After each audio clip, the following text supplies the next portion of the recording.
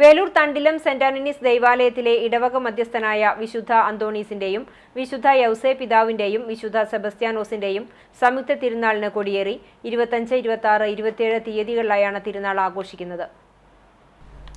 ശനിയാഴ്ച രാവിലെ ആഘോഷമായ വിശുദ്ധ കുർബാന, ലതീഞ്ഞ്, നോവേന എന്നിവയെ തുടർന്ന് ഇടവക വികാരി ഫാദർ ഡേവിസ് ചിറമൽ കൊടിയേറ്റ കർമ്മം നിർവഹിച്ചു. 24-ാം തീയതി വൈകിട്ട് വിശുദ്ധ കുർബാനയ്ക്ക് ശേഷം പങ്ങാരപ്പള്ളി വികാരി ഫാദർ സിജോ ചെറുവത്തൂർ ദീപാലങ്കാരത്തിന്റെ സ്വിച്ച് ഓൺ കർമ്മം നിർവഹിക്കും. 25-ാം തീയതി വിശുദ്ധ കുർബാനയ്ക്ക് ശേഷം വികാരി ഫാദർ ഡേവിസ് ചിറമൽ കൂടുതുറക്കൽ ശുശ്രൂഷയും വീടുകളിലേക്ക് അമ്പ് ആശീർവാദിച്ച് നൽകുകയും ചെയ്യും.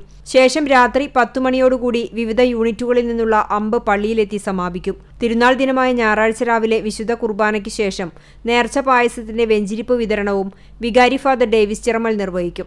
10 മണിക്ക് ആഘോഷമായ പാട്ടുകുർബാനയ്ക്ക് തയ്യൂർ ഇടവക വികാരി ഫാദർ ഗ്രിജോ മുരിങ്ങത്തേരി മുഖ്യ കാർമ്മികനാകും.